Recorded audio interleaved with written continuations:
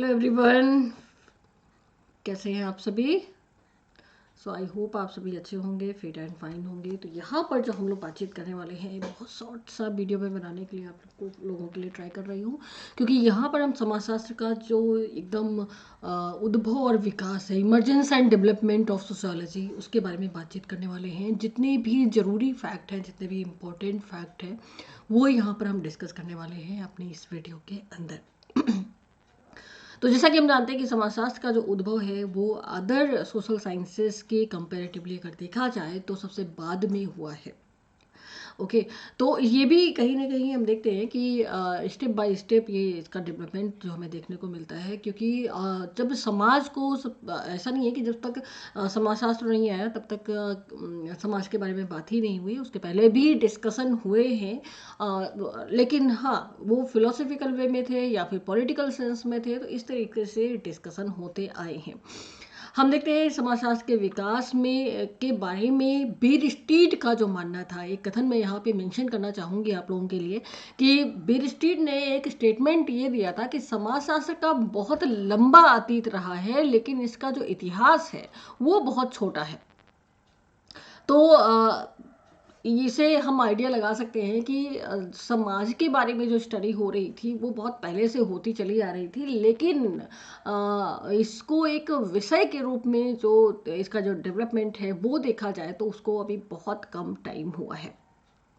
इसका प्रथम चरण है, द्वितीय चरण है, तृतीय चरण है एंड चतुर्थ चरण है, यानी कि फोर्थ स्टेज में आ करके जो डेवलपमेंटल प्रोसेस है वो हमें देखने को मिलती है। जब ऑगस्ट कॉम्टे ने, जो कि 1798 एंड 1857 जो इनका डेट है, जो टाइमिंग है, उस दौरान इन्होंने जो समाजशास्त्र है उसका विकास किया एक विषय के रूप में।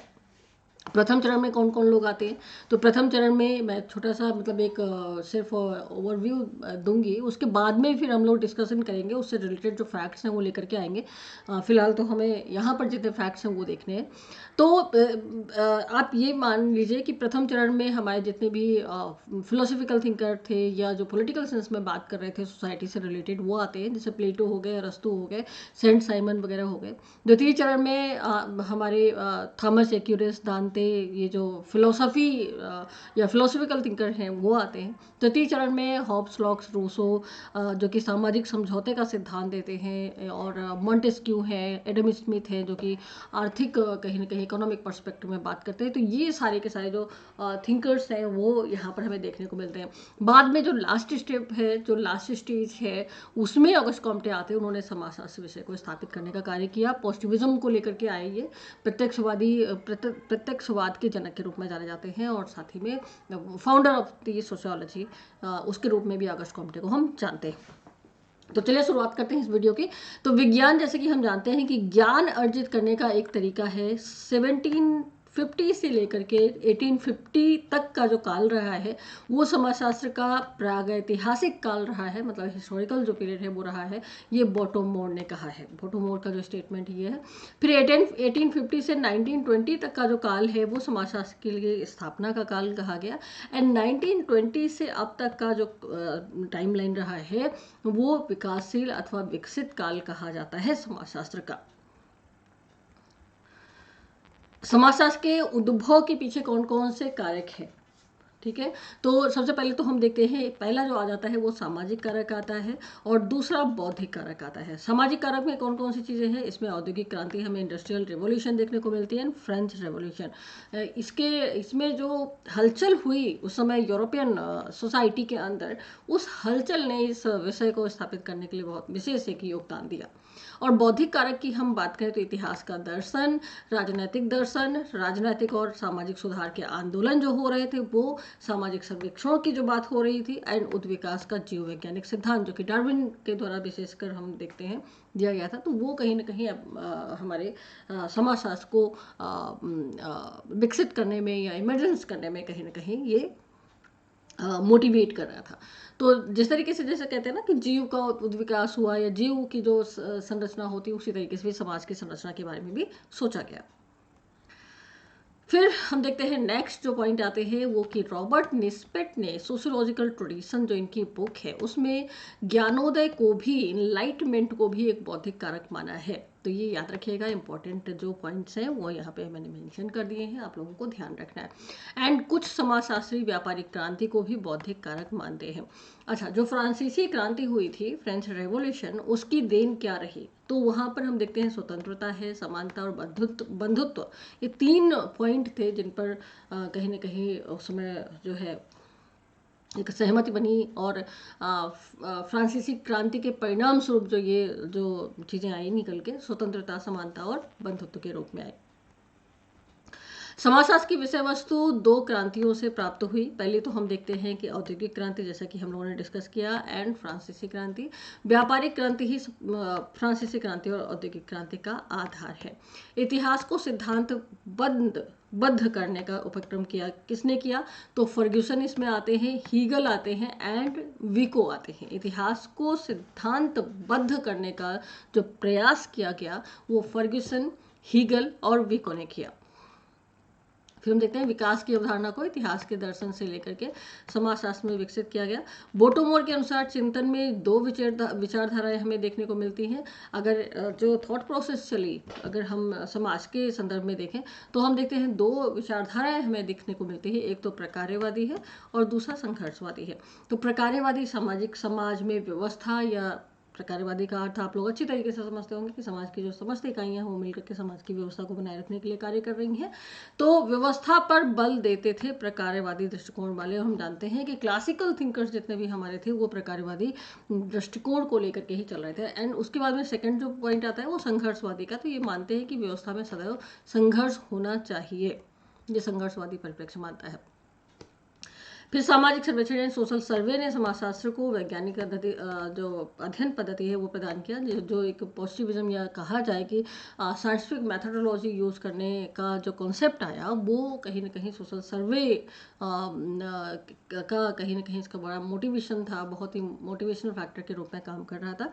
एंड 1852 में हर्बर्ट स्पेंसर ने सर्वाइवल ऑफ द फिटेस्ट का सिद्धांत दिया।